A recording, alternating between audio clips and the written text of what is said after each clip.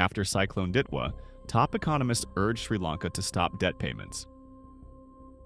Sri Lanka is reeling from what its president calls the worst natural disaster in the country's history. Cyclone Ditwah tore across the island earlier this month, killing more than 600 people and destroying hundreds of thousands of homes, farms, and small businesses. Now, the debate is no longer just about emergency aid, but about debt and climate justice. A group of around 120 leading economists, including Joseph Stiglitz, Thomas Piketty, and Jayati Ghosh, has called for an immediate halt to Sri Lanka's external debt repayments so the government can focus on rebuilding. They argue that current terms, which still consume roughly a quarter of government revenues, are impossible to sustain after such a massive shock. The timing is not accidental.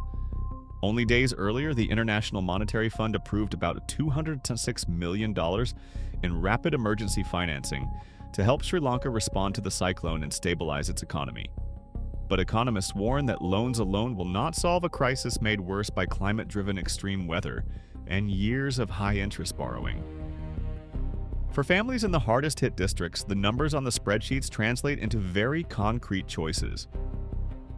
People who survived the storm are now living in schools and temples, deciding whether to spend scarce cash on food, medicine, or materials to repair their homes.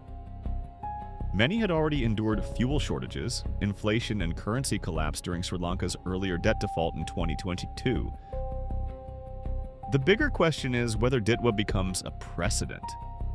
If climate-vulnerable countries that have already restructured their debts are forced to pay on time after every disaster, recovery will always lag behind the next storm.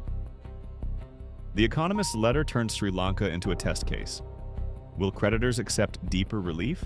Or will the global financial system treat climate shocks as just another line item to be refinanced?